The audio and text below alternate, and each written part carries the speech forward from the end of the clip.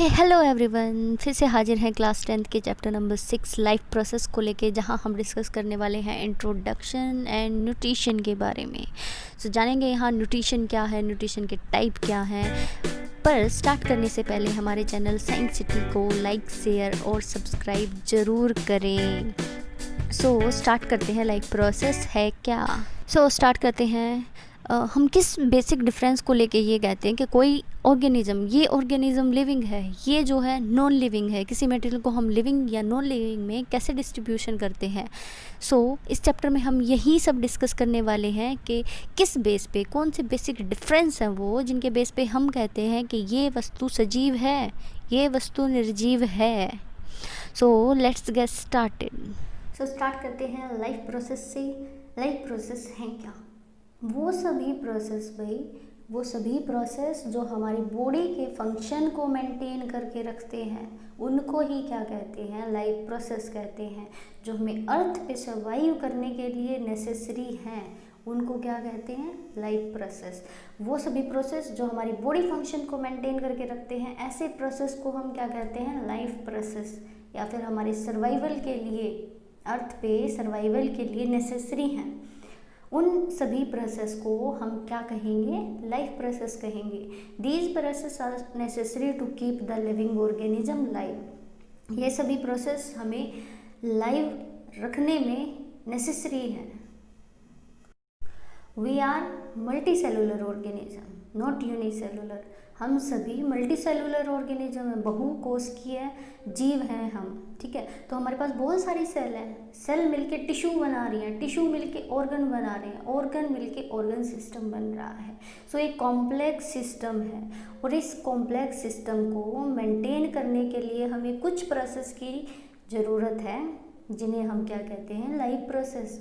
और ये फंक्शन है, तभी हम सर्वाइव कर रहे हैं भाई अर्थ पे। ठीक है, तो लाइफ प्रोसेस मेनली है क्या? All the process which maintain our body function and necessary for our survival are called as life process. अब देखते हैं भाई ऐसे कौन से प्रोसेस हैं जो कि हमें सर्वाइव करने में हेल्प कर रहे हैं। Let's see. ये प्रोसेस है न्यूट्रिशन, यानी कि हम कैसे अपना फूड इनटेक कर रहे हैं, उसको हम कहेंगे न्यूट्रिशन। किस मेथड से हम अपना खाना ले रहे हैं, फूड ले रहे हैं, उसको हम न्यूट्रिशन कहेंगे। रेस्पिरेशन, किस प्रोसेस से हमें एनर्जी मिल रही है। रेस्पिरेशन को कंफ्यूज नहीं करना है ब्रीथिंग से। ब्रीथिंग है इनहेलेशन, एक्सहेलेशन, यानी कि सांस को अंदर लेना, सांस को बाहर लेना इज ब्रीथिंग। लेकिन रेस्पिरेशन क्या है कि कैसे फूड से जो ग्लूकोज लास्ट में बन रहा है, जो डाइजेस्टिव सिस्टम में फाइनली ग्लूकोज मिल रहा है, उससे कैसे एनर्जी एक्सट्रैक्ट हो रही है, दैट इज रेस्पिरेशन। रेस्पिरेशन में मेनली आते हैं लंग्स। ट्रांसपोर्टेशन या सर्कुलेशन में हम पढ़ते हैं कि कैसे न्यूट्रिएंट्स जितने हमने लिए हैं फूड से, वो हमारी पूरी बॉडी में ट्रांसपोर्ट हो रही हैं, कैसे सर्कुलेट कर रहे हैं, दैट इज़ ट्रांसपोर्टेशन। यानी कि इसमें हम पढ़ते हैं हार्ट जो है मेन ऑर्गन रहेगा इधर। एक्सक्रीशन। नेक्स्ट है एक्सक्रीशन। एक्चुअली क्या होता है कि बॉडी में इतने सारे सिस्टम जब चल रहे होते हैं, तो बॉडी में टॉक्सिन्स, कुछ सब्सटेंस भी क्रिएट होंगे। उनको निकालने के लिए हमारे पास है एक्सक्रीटरी सिस्टम। एक्सक्रीटरी सिस्टम ये फंक्शन क्रिएट करता है, और इस प्रोसेस को कहेंगे एक्सक्रीशन। एक्सक्रीशन क्या है कि बॉडी से टॉक्सिन सब्सटेंस को बाहर निकालना, जो कि ब्लड में घुल जाते हैं। टॉक्सिन सब्सटेंस को बॉडी से बाहर निकालना ही क्या कहलाता है? एक्सक्रीशन कहलाता है। ये मेन हैं प्रोसेस जिनको हम डिटेल में पढ़ने वाले हैं। इसके अलावा और भी बहुत सारे सिस्टम है बॉडी में जो कि हमारे सर्वाइवल के लिए नेसेसरी हैं, like reproductive system, lymphatic system, immune system. ये सब भी ऐसे सिस्टम हैं जो बॉडी के सर्वाइवल के लिए नेसेसरी हैं, हमारी बॉडी को मेंटेन करने के लिए नेसेसरी हैं। स्केलेटन सिस्टम है, ऐसे बहुत सारे सिस्टम। मेन हम जो पढ़ने वाले हैं यहाँ पे, ये सिस्टम हम डिटेल में करने वाले हैं। देखते हैं न्यूट्रिशन क्या है। न्यूट्रिशन क्या है? मोड ऑफ टेकिंग न्यूट्रिएंट्स, यानी कि फूड से न्यूट्रिएंट को लेना क्या कहलाता है? न्यूट्रिशन कहलाता है। अब ये न्यूट्रिएंट्स क्या हैं? न्यूट्रिएंट्स ऐसे सब्सटेंस हैं जो कि हमारी बॉडी के लिए ज़रूरी हैं। अब ऐसे कौन से सब्सटेंस हैं जो बॉडी के लिए ज़रूरी हैं, जो हमें अपनी डेली डाइट में इंक्लूड करने चाहिए? वो हैं carbohydrate, protein, fat, vitamins, minerals. Carbohydrate carbohydrate हम लेते हैं सीरियल के थ्रू, अनाज के थ्रू।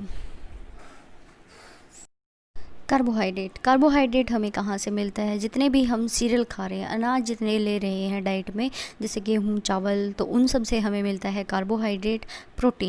प्रोटीन जितनी भी दाल हैं, एग है, मिल्क है, तो इससे हमें मिलता है प्रोटीन।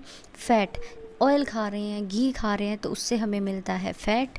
विटामिन्स, जितने फ्रूट्स खा रहे हैं, फ्रूट्स में होते हैं विटामिन्स। मिनरल्स जो हैं, मिनरल्स हमें अपनी डाइट में इंक्लूड करने चाहिए, जो हमें वाटर से मिलते हैं। और मिनरल्स होते हैं, आयरन खा रहे हैं, कैल्शियम, ये सब आते हैं मिनरल्स के अंदर।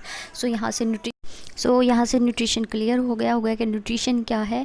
फूड से न्यूट्रिएंट का लेना ही क्या कहलाता है? न्यूट्रिशन कहलाता है। और न्यूट्रिएंट्स क्या होते हैं? जो सब्सटेंस हमारे सर्वाइवल के लिए, लिविंग ऑर्गेनिज्म के सर्वाइवल के लिए ज़रूरी हैं, उनको कहते हैं न्यूट्रिएंट्स। एग्जाम्पल क्या होंगे? Carbohydrate, protein, fat, minerals, vitamins, ये सब क्या है? हमारे न्यूट्रिएंट्स हैं। कार्बोहाइड्रेट हमें अनाज से मिलता है, प्रोटीन हमें दालों से, एग से, मिल्क से, ये सब प्रोटीन के सोर्स है। फैट के सोर्स होगा ऑयल एंड घी।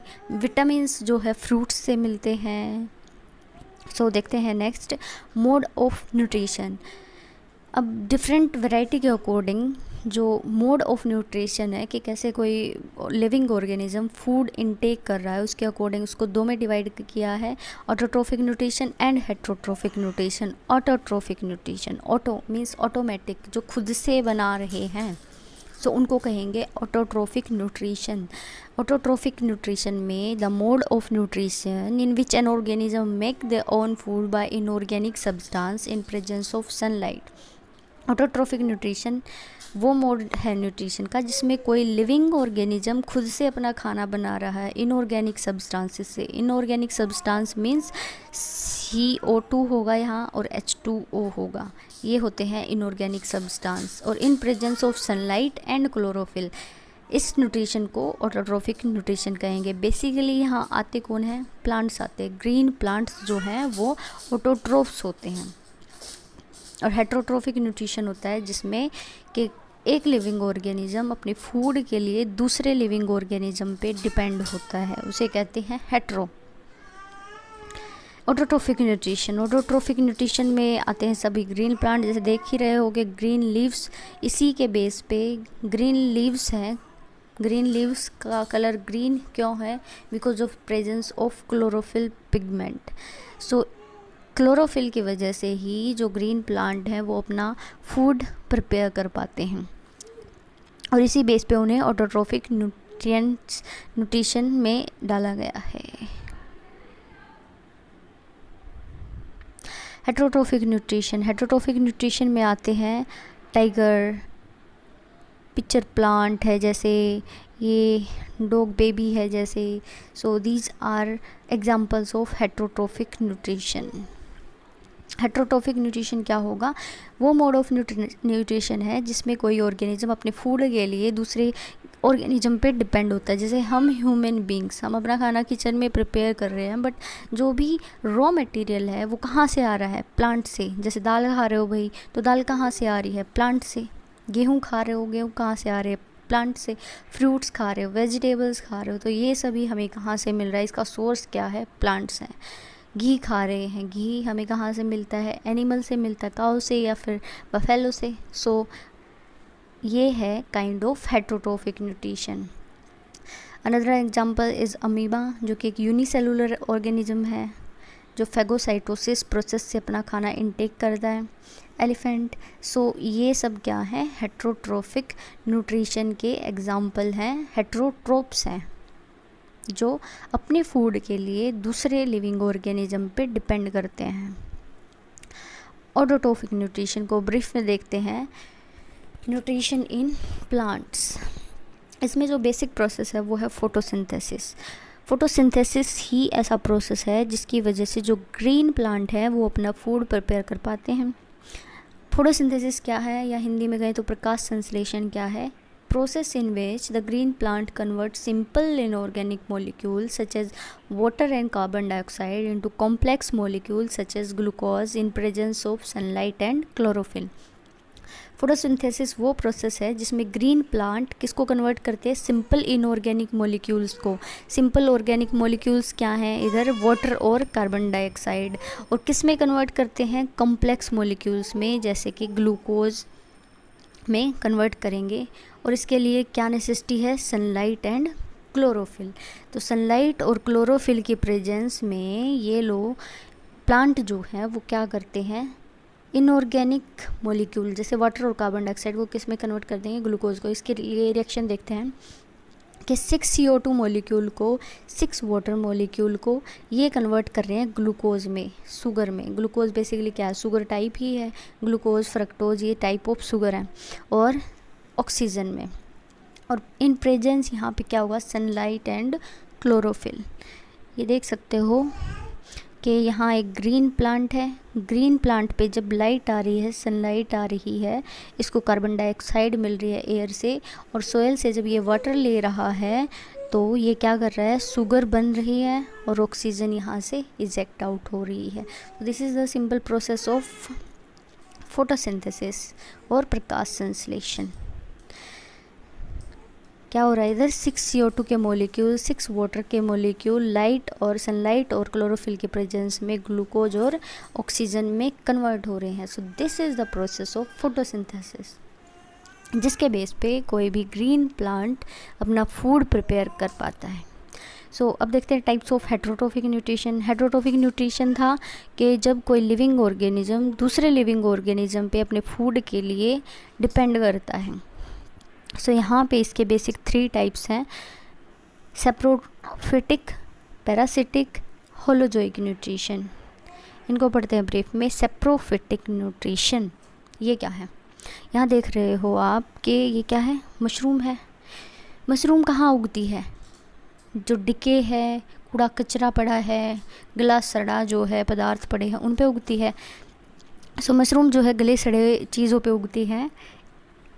सो वहाँ से देख सकते हो कि सेप्रोफिटिक न्यूट्रिशन क्या हुआ, जब ऑर्गेनिज्म अपने फूड के लिए डेड और डिकेइंग मीन्स जो सड़ रहा है उस पर डिपेंड करता है, तो उसको हम कहते हैं सेप्रोफिटिक न्यूट्रिशन। इसमें मेनली आते हैं बैक्टीरिया और फंगस,